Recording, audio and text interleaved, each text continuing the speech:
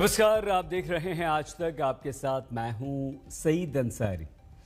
Jammu air force station पर हमले के बाद हमारी सरकार ने ड्रोन को लेकर एक नई चुनौती के तौर पर इसे लिया। इससे निपटने की तैयारी कर ली। दरअसल बड़े आतंकवादी संगठनों और कुछ देशों ने ड्रोन का इस्तेमाल पहले ही हथियार के तौर पर किया है, लेकिन भारत का सामना पहली बार इस उड़ते हुए आतंक से हुआ है।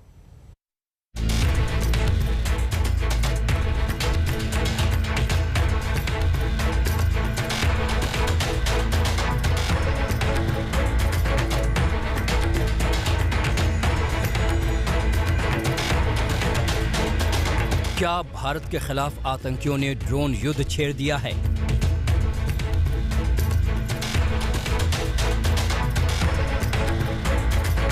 क्या जिस ड्रोन का इस्तेमाल अमेरिका के खिलाफ ISIS जैसे आतंकी संगठन कर रहे थे, उसे जम्मू कश्मीर के आतंकियों ने अब अपना हथियार बना लिया है?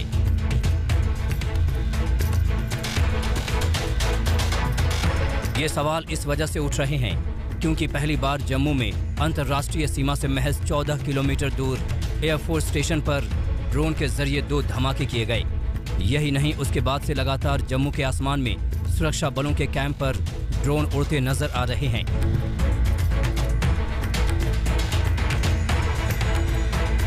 वहीं भारत ने पहली बार UN में सैन्य ठिकानों पर आतंकी हमलों के लिए हथियार बंद ड्रोन के इस्तेमाल पर दुनिया को नींद से जगाया है। दरअसल 3 दिन में जम्मू के आसमान में हमलावर ड्रोन 5 बार उड़ते नजर आ चुके हैं। सबसे ताजा मामला बीती रात का है। भारतीय सेना के मुताबिक पिछली रात सेना के 2 अलग अलग कैंप के पास 3 बार ड्रोन देखे गए। पहली बार रत्नूचक के पास रात 1:08 पर, दूसरी बार सुबह 3:09 पर 7.5 किलोमीटर दूर कुंजवानी में। इससे पहले कि जवान कुछ समझ पाते, एक बार फिर सुबह 4:19 पर ड्रोन कुंजवानी कैंप के ऊपर उड़ता दिखा। ये ड्रोन सुरक्षा के लिहाज से बड़ी चुनौती बन चुका है, क्योंकि लगातार तीसरे दिन सैन्य ठिकानों के पास ड्रोन देखे गए हैं। वहीं इसका मतलब ये भी है कि अपनी जान का नुकसान किए बिना ही आतंकवादी बड़ी आसानी से सुरक्षा बलों को भारी नुकसान पहुंचा सकते हैं। ये कुंजवानी इलाका है और मेरे पीछे आप देख सकते हैं ये आर्मी का कैंप है। दीवार जो है ये बाउंड्री वॉल है आर्मी कैंप की, और यहाँ पर भी जो है कल मध्य रात्रि के बाद ड्रोन की हरकत देखी गई थी। अब जो है जो जांच एजेंसियां हैं इस चीज़ में जुट चुकी है कि क्या ये 3 अलग अलग ड्रोन थे या एक ही ड्रोन था जो कि 3 स्थानों पर देखा गया। तो साफ तौर पर इस समय जो सिक्योरिटी एस्टैब्लिशमेंट है वो गहन चिंतन में लगा हुआ है। पहली बार 26 जून की रात को 2 ड्रोन ने जम्मू एयरफोर्स स्टेशन पर हमला किया। इन धमाकों की गूंज शांत भी नहीं पड़ी थी कि अगले ही दिन यानी 27 जून की रात कालूचक मिलिट्री बेस के ऊपर 2 ड्रोन मंडराते दिखे। ये ड्रोन सीमा पार से आ रहे हैं या जम्मू से ही उड़ रहे हैं? इनका रिमोट किसके हाथ में है? ये बड़े सवाल हैं, क्योंकि शक के घेरे में पाकिस्तान है। माना जा रहा है कि वहां बैठे आतंकियों ने इस उड़ते आतंक से सुरक्षा बलों को निशाना बनाया है। लिहाजा एयरफोर्स स्टेशन पर हमले की जांच NIA को सौंप दी गई है।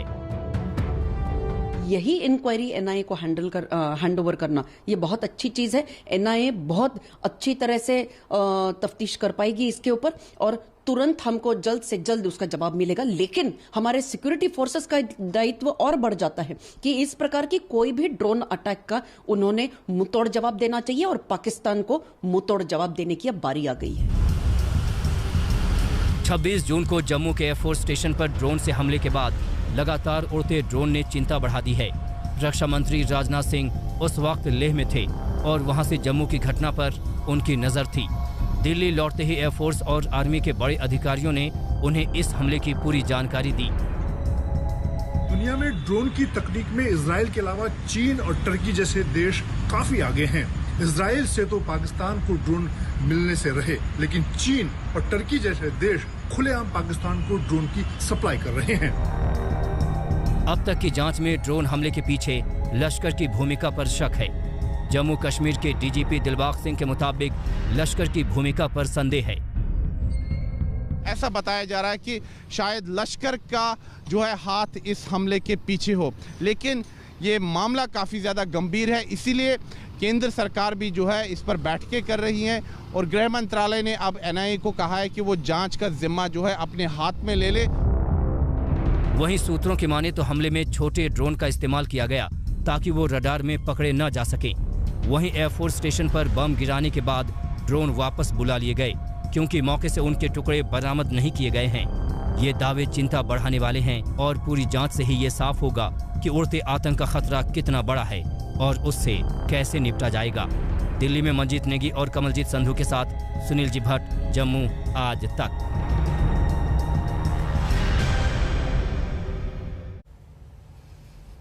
केंद्रीय गृह राज्य मंत्री जी किशन रेड्डी ने साफ कह दिया है कि पाकिस्तान प्रायोजित हो या आतंकवादी संगठनों की, लेकिन ड्रोन के जरिए किसी भी साजिश से हम निपटेंगे। एंटी ड्रोन तकनीक लाने पर भी बात हो रही है। देखिए ड्रोन हमले पर केंद्रीय गृह राज्य मंत्री किशन रेड्डी से ये विशेष बातचीत। सर, ड्रोन के जरिए जिस तरीके से हमला इस बार हुआ है उसको लेकर के आप किनका हाथ देखते हैं? क्या पाकिस्तान की खुफिया एजेंसी ISI या फिर विदेशों में बैठे हुए लोग इस तरीके की हरकत कर रहे हैं? हमारा Jammu Kashmir police, security agencies उसके ऊपर इन्वेस्टिगेशन कर रहे हैं। अभी ऐसे समय पे टिप्पणी नहीं करना चाहिए। इन्वेस्टिगेशन का रिपोर्ट आने के बाद जरूर हम बताएंगे। केंद्रीय गृह मंत्रालय लगातार एंटी ड्रोन टेक्नोलॉजी को लेकर के काम कर रही है। BSF को ये आने वाले दिनों में दिया जाएगा। कब तक ये प्रक्रिया पूरी हो जाएगी? क्योंकि अगर एंटी ड्रोन होता तो शायद इस तरीके से हमला करने में जो दुश्मन है वो फेल होते, नाकाम रहते। ये अलग अलग रिसर्च भारत में भी हो रहा है, विदेशों से भी टेक्नोलॉजी जरूरत पड़े तो हम लाने के लिए चर्चा करें। इसलिए हमारे पास अभी भी हमारा सिक्योरिटी फोर्सेस का अभी अच्छी टेक्नोलॉजी है। जो भी ड्रोन आते हैं बहुत बार हम उसको ब्लास्ट किया है। हमारा सिक्योरिटी फोर्स ऐसा नहीं है हमारे पास कुछ भी नहीं है। जितने भी ड्रोन्स आया बहुत जगह जगह समय पर हमारा सिक्योरिटी फोर्सेस बॉर्डर्स पे उस ड्रोन्स को फेस किया है, ड्रोन्स को ब्लास्ट किया है, डिस्ट्रॉय भी किया है। इसलिए हमारे पास टेक्नोलॉजी ऑलरेडी शुरू है, ऑलरेडी काम कर रहे हैं। आने वाले दिन में और हमारा टेक्नोलॉजी इंप्रूव करेंगे और प्रॉपर टेक्नोलॉजी लाएंगे। हमारा भारत में भी ठीक तरीके से इन्वेस्टिगेशन चल रहा है DRDO को द्वारा, अलग अलग ऑलरेडी DRDO बहुत कुछ ड्रोन को ब्लास्ट करने के लिए अच्छे टेक्नोलॉजी आए हैं। उसको अभी चर्चा हो रहा है, अभी इम्प्लीमेंट करने के लिए प्रयास हो रहे। आने वाले दिन में एक अच्छा टेक्नोलॉजी, इंटरनल टेक्नोलॉजी हो, विदेश का टेक्नोलॉजी हो, हमारा सिक्योरिटी फोर्सेस पूरा अवेलेबल है अभी और अच्छा टेक्नोलॉजी अवेलेबल कराएंगे। भारत ने अपने स्तर पर इससे निपटने के साथ ही दुनिया को भी आगाह कर दिया। जम्मू में हुए ड्रोन हमले को भारत ने UN में उठा दिया। भारत ने कहा कि अगर आतंक के लिए ड्रोन के इस्तेमाल पर अभी लगाम नहीं लगाई गई तो आगे चलकर इस पर काबू पाना बेहद मुश्किल होगा।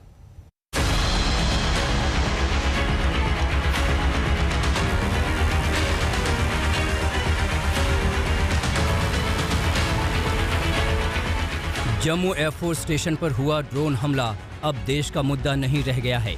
भारत ने इसे दुनिया के सबसे बड़े मंच यानी संयुक्त राष्ट्र महासभा में उठाया है। गृह मंत्रालय के विशेष सचिव VSK कौमुदी ने विश्व समुदाय को आगाह किया कि आतंकी गतिविधियों के लिए हथियारबंद ड्रोन के इस्तेमाल पर गंभीरता से ध्यान देने की जरूरत है। VSK कौमुदी ने कहा, कम लागत वाला विकल्प होने की वजह से आतंकी ड्रोन का इस्तेमाल तेजी से कर रहे हैं। ये आसानी से उपलब्ध हैं और ड्रोन के जरिए आतंकी हथियार या विस्फोटक को एक जगह से दूसरी जगह तक आसानी से भेज रहे हैं। ये दुनिया भर में सुरक्षा एजेंसियों के लिए खतरा और चुनौती बन गया है। भारत ने पाकिस्तान को संयुक्त राष्ट्र में घसीटा और ये एक्सपोज करते हुए कहा कि अब पाकिस्तान क्रॉस बॉर्डर टेररिज्म में न केवल ड्रोन्स को स्पाइंग के लिए इस्तेमाल कर रहा है बल्कि आतंकवादी हमलों के लिए भी इस्तेमाल कर रहा है। जम्मू एयरफोर्स बेस में जो हमले हुए, जो ड्रोन अटैक्स हुए, उस पर बात करते हुए भारत के ऑफिशियल ने ये साफ कर दिया कि ऐसे अटैक्स चिंताजनक है और इंटरनेशनल कम्युनिटी को साथ होकर ऐसे वेपनाइज्ड ड्रोन्स के खिलाफ काम करना होगा। ड्रोन का इस्तेमाल सबसे ज्यादा अमेरिका ने आतंकवादियों को निशाना बनाने के लिए किया। फिर ISIS जैसे आतंकी संगठन ने सीरिया और इराक में इनका जमकर इस्तेमाल किया। कम खर्च में छोटे ड्रोन से बड़ी तबाही मचाने की ताकत ने ही ड्रोन को आतंकियों का बड़ा हथियार बना दिया है। यही नहीं, पाकिस्तान ने भी पिछले 2 साल से इनका इस्तेमाल पंजाब और जम्मू में हथियार और ड्रग्स गिराने के लिए किया है। यही वजह है कि यूएन में इस मुद्दे को उठाने पर कांग्रेस भी सरकार के साथ है। भारत का यूनाइटेड नेशंस पे ड्रोन्स का मुद्दा उठाना, ड्रोन्स के द्वारा आतंकवाद को बढ़ावा देने वाला मुद्दा उठाना सही कदम है। मुद्दा उठाने के साथ साथ भाजपा केंद्रीय सरकार को ड्रोन्स को रोकने वाली और ड्रोन्स को तबाह करने वाली मशीन्स को भी जल्द से जल्द खरीदना चाहिए और उठाना चाहिए। कांग्रेस की मांग है कि ड्रोन के हमलों को नाकाम करने के लिए सरकार जरूरी हथियार और तकनीक खरीदे, क्योंकि मौजूदा रडार इन्हें पकड़ नहीं पाते। छोटे साइज की वजह से ड्रोन रडार को चकमा दे देते हैं। वहीं कम ऊंचाई पर उड़ने के कारण रडार का काम और भी मुश्किल हो जाता है। ड्रोन आवाज भी नहीं करते और इस वजह से वो दबे पांव आकर हमला कर देते हैं। यही वजह है कि जम्मू समेत देश की सीमा के तमाम अहम ठिकानों पर रडार लगे होने के बावजूद ड्रोन लगातार उड़ान भर रहे हैं। अब सवाल ये है कि आखिर इन पर कैसे काबू पाया जाए। हमको ड्रोन को नाकारा करने की नई टेक्नोलॉजी सोचनी पड़ेगी, या तो उसको डिसेबल करें। हैंडलर का कम्युनिकेशन ड्रोन के साथ सैटेलाइट के थ्रू होता है। अगर हम उसको डिस्टर्ब करें तो हैंडलर उसको काबू नहीं कर पाएगा, या इसको डिस्ट्रॉय करने का जो बहुत मुश्किल है, छोटा टारगेट है। तो ये साधन अभी सोचने पड़ेंगे। अभी तक जो साधन थे वो ड्रोन के लिए नहीं थे।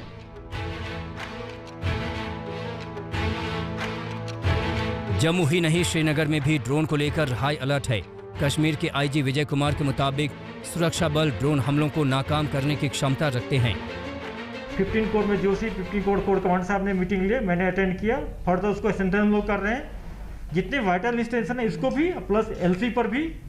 उसके अलावा आज देखे होंगे जैसा एक डल के एरिया में एक ड्रोन फ्लाई कर रहा था, उसको पुलिस ने जब्त कर लिया, एफआईआर लॉन्च किया, उसको कार्रवाई कर रहे हैं हम लोग। फिलहाल उड़ते आतंकी ड्रोन को लेकर तीनों सेनाओं और सरकार ने कई रणनीति पर काम करने का इरादा कर लिया है। आतंक के इस हथकंडे को जल्द ही मुंहतोड़ जवाब देने की तैयारी है। जम्मू में सुनील जी भट्ट और दिल्ली में गीता मोहन के साथ आज तक। जम्मू में 3 दिन में 5 बार ड्रोन नजर आने के बाद श्रीनगर में सुरक्षा सख्त कर दी गई। तमाम सैन्य ठिकानों पर चौकसी बढ़ा दी गई। सुरक्षा एजेंसियों ने माना है कि ये ड्रोन आप सबकी बातों को जहां थोड़ा सुना भी हमने, वहां आप सबके साथ कुछ विषयों के बारे में आत्मसात करने का सौभाग्य मिला है।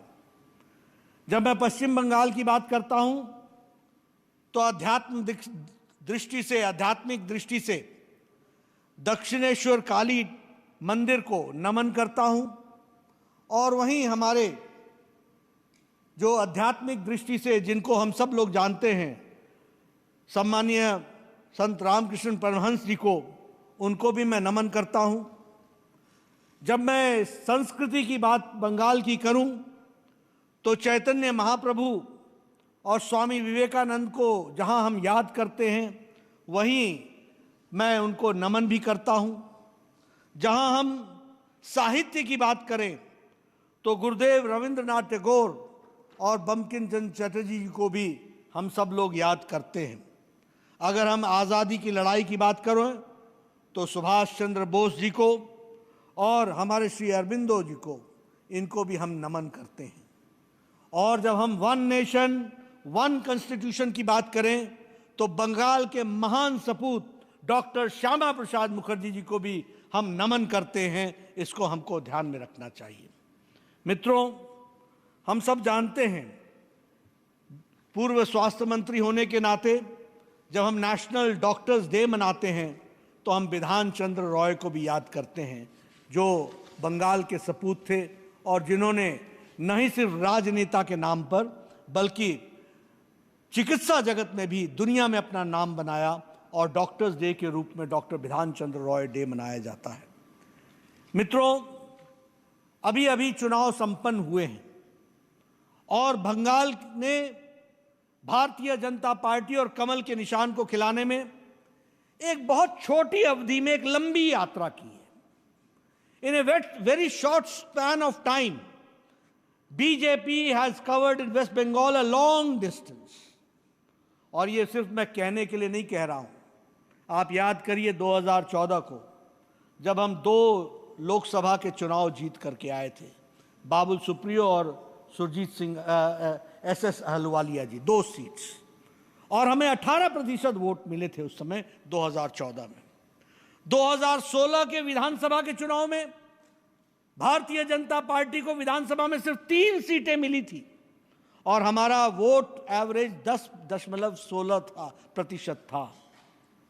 और अगर हम 2019 को याद करें तो हमारे को 40.25% वोट मिला और 42 में से 18 सीटें भारतीय जनता पार्टी के पक्ष में गई और लगभग हमको 2,30,00,000 वोट आए थे।